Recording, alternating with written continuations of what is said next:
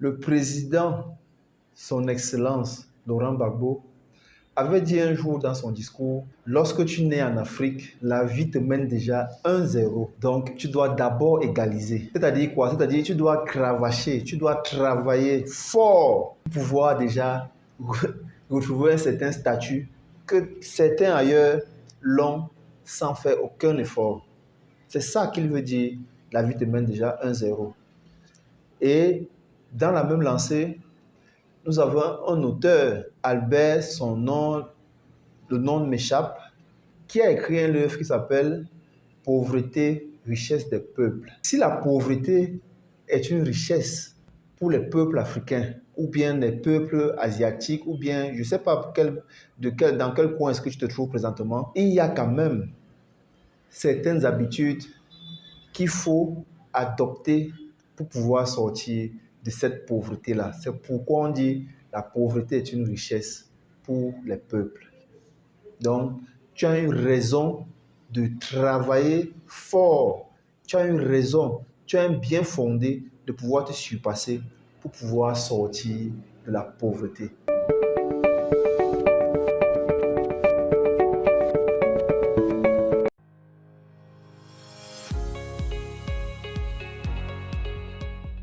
Vous souhaitez augmenter vos revenus, avoir une nouvelle source de revenus passifs. Saisissez cette opportunité que vous offre OP pour tous en Afrique d'être actionnaire ou investisseur et vous faire du gros argent, jusqu'à 30% de retour sur investissement grâce à l'acquisition d'un nouvel atelier de forage qui permettra de réaliser plus de forage et absorber les coûts de sous-traitance.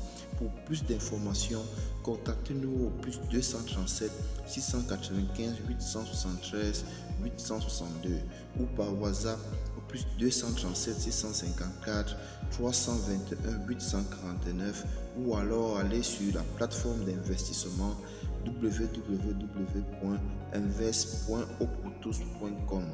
Investir dans le forage d'eau, c'est sauver des vies. Dès que tu as maintenant la raison, comme tu es pauvre, tu es fils de pauvre, ton grand-père était pauvre, ton père était pauvre, ton arrière-grand-père était pauvre, même ta grand-mère et tout, pauvre depuis ta cinquième ou ta sixième ascendante. Tu as maintenant des raisons.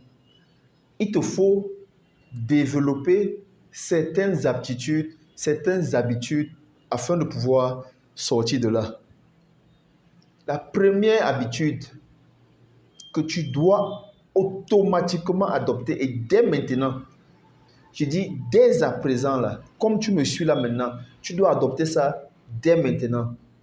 C'est de ne compter sur personne. Ne compte sur personne. Aujourd'hui, je vais tirer un peu sur nous-mêmes. Parce que nous, les Africains, là, nous sommes les champions pour compter sur les gens. Vous n'avez qu'à voir nos pays. Un pays comme le mien, un magnifique pays comme le mien, parce qu'on veut aller prendre l'argent, on s'est déclaré pays pauvre et très endetté. On s'est déclaré nous-mêmes. C'est-à-dire, c'est comme si tu dis, je suis pauvre et très endetté, pardon, venez m'aider, pardon, aide-moi. Parce qu'on veut compter sur les gens. Et lorsque tu comptes sur quelqu'un, qu'est-ce que ça va produire? Ça ne produit rien du tout. Je me rappelle, j'ai une amie, une fois qui m'appelle, elle me dit, j'ai mon gars, le nouveau papa, le papa de mon enfant, m'a donné un capital de 5 millions. Et surtout que moi, je la connais. Chaque fois, elle entreprend et ça rate. Elle entreprend, ça rate. Parce qu'elle ne veut pas faire un travail sur elle. Et à chaque fois, j'attire son attention, je lui dis, la première des choses à faire, tu dois d'abord bosser sur toi. Tu dois d'abord te transformer avant de chercher à multiplier l'argent, avant de chercher à transformer l'argent dans ta vie. Et elle fait toujours la sourde oreille, elle ne me comprend pas. Et ça a juste fait 6 mois.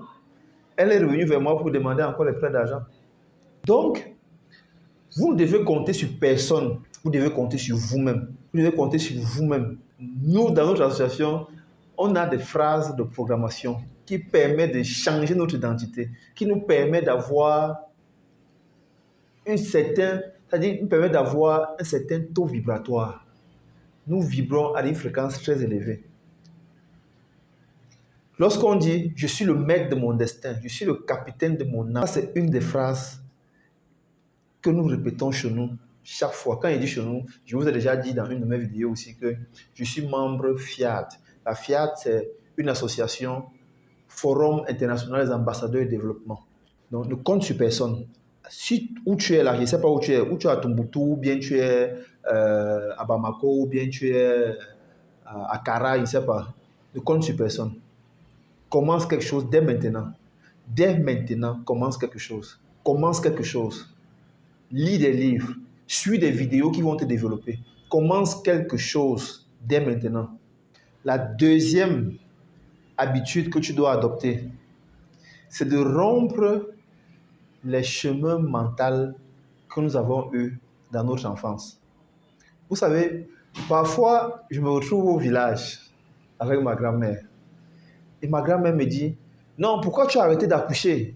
Il faut accoucher, il faut faire des enfants. Je dis, j'ai compris, grand-mère. Et elle me dit après, il faut que tu fasses, prends ton argent, tu essaies de garder comme ça. En fait, elle a besoin de me conseiller parce qu'elle veut que j'excelle. Son souhait, c'est que je sois meilleur. Mais cependant, moi, je regarde aussi si elle a excellé à tel point, si elle a obtenu les résultats que moi, j'ai déjà obtenus à cet âge-ci. Ce n'est pas le cas. Donc, par conséquent, je vais prendre des conseils qu'elle me donne. Je vais amplifier. C'est-à-dire, si elle est en train de me dire, non, il faut que tu essaies de voir comment tu vas faire dans ton revenu, même une tontine de 3 000 francs tous les mois, ou 2 000 ou 5 000 tous les mois, moi, je vais amplifier ça. Souvent, nous n'avons pas eu un papa milliardaire, nous n'avons pas eu un grand-père milliardaire. Pourquoi? Parce qu'ils n'ont pas su comment faire pour produire autant de richesses. Et ce qui fait donc qu'ils ont de la peine à pouvoir nous conseiller pour atteindre cette richesse-là. C'est de ça que je parle. C'est pour ça que je vous dis, il faut casser nos croyances que nous avons eues dans notre enfance. Tu dois fuir la facilité. C'est impératif. L'être humain a tendance à vouloir diminuer la quantité d'énergie qu'il doit dépenser pour accomplir une tâche quelconque. C'est un caractère du cerveau de la survie. Parce que nous sommes toujours en mode survie. Et le mode survie n'est pas bon pour pouvoir faire des grandes choses. Parce que lorsque tu es en mode survie, tu es toujours en train soit de regarder les résultats les plus courts possibles, soit en train de diminuer les efforts que tu dois accomplir pour pouvoir atteindre des résultats exceptionnels. Donc, tu dois fuir la facilité de toutes tes forces. J'ai envie de te donner mon exemple.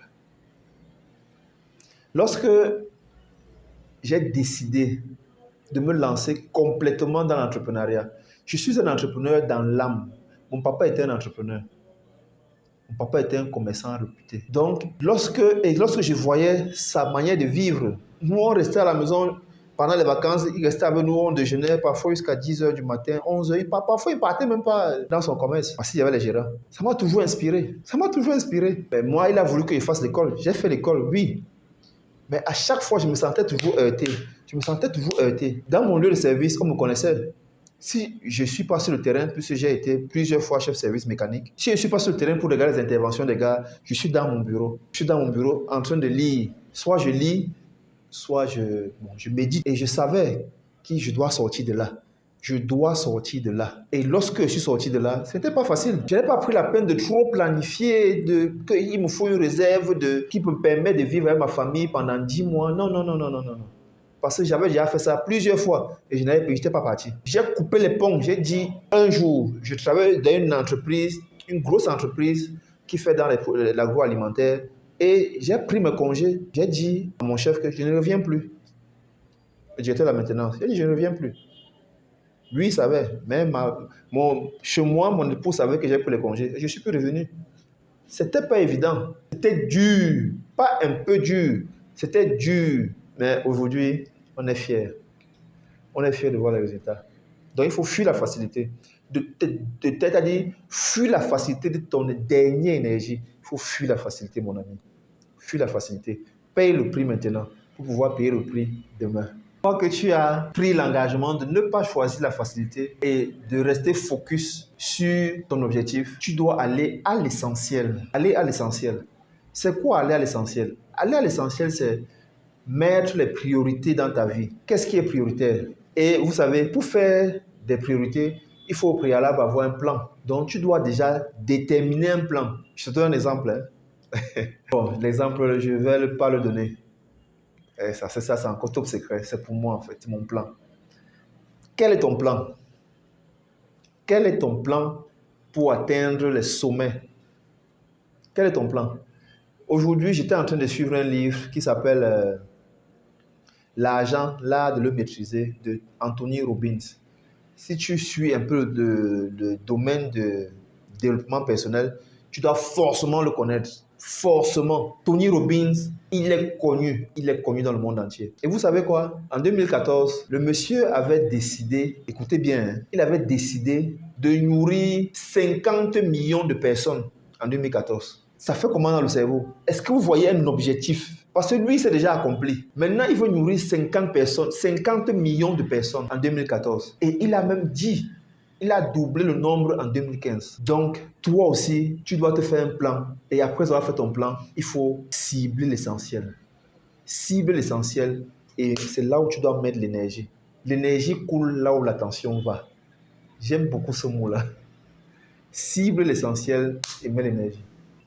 Cinquième point, dès lors que tu vas faire ton plan et que tu as décidé de te rendre à l'essentiel, vous savez comment la vie est. La vie est de telle sorte, la vie fonctionne de telle sorte que à chaque fois que tu as la capacité de pouvoir porter les poids de 10 kilos, bon 10 kilos c'est quand même énorme, hein, bon. C'est pour les grands bodybuilders, pour nous, pour la mise en forme, on porte les 2,5 kg, 3 kilos. Mais dès que tu as la capacité de pouvoir porter 10 kilos et que tu veux passer à 15 kilos, ça demande de l'effort. Et l'effort est un obstacle pour beaucoup de personnes. Par conséquent, il se trouve des excuses. Ça ne doit pas être ton cas. Toi qui me suis, si tu suis la chaîne des donneurs de vie, si tu suis Constantin Sarr, ça ne doit pas être ton cas. Pas d'excuses. Là, maintenant, nous sommes en train d'enregistrer. Là, présentement, après une longue journée de travail, il est plus de 19 heures déjà. Nous sommes en train d'enregistrer. Parce que nous avons dit, nous enregistrons tous les jours. Ça ne doit pas être ton cas. Pas d'excuses. Il faut envoyer les excuses très, très loin balader. L'objectif doit être atteint. Donc, pas d'excuses, mon ami. Dès lors que tu ne te trouves plus d'excuses pour faire ce qui doit être fait, tu vas commencer à avoir des résultats. Tu vas commencer à gagner de l'argent. Tu vas commencer à gagner de l'argent de manière conséquente. Ce qu'il faut faire maintenant, c'est d'épargner et surtout, ne fais pas comme tout le monde. Ne fais pas comme les pauvres qui pensent que c'est l'épargne qui fait la richesse. Non, ce qui fait la richesse, c'est l'investissement. Une fois que tu as épargné, ensuite tu dois investir. Investis à outrance. Investis à outrance. Donne-toi-même en une année, si c'est possible. Ça dépend de ta capacité. Si tu peux te créer chaque année 3 sources de revenus, si tu peux, donne-toi ce challenge-là. Crée au moins 3 sources de revenus par an. Et c'est possible, hein, vraiment. Même 4 sources de revenus, tu peux te créer. Certains peut-être vont foirer, mais d'autres vont donner. Donc, une fois que tu as gagné de l'argent, tu épargnes, tu investis. Tu gagnes l'argent, tu épargnes, tu investis. Et ensuite, le summum du summum, c'est que tu dois fréquenter les gens qui sont riches. Fréquenter les riches pour apprendre d'eux. Devenir un étudiant des milliards. Étudier les milliardaires. Si tu es dans ton environnement, tu ne connais pas un seul milliardaire, c'est dangereux.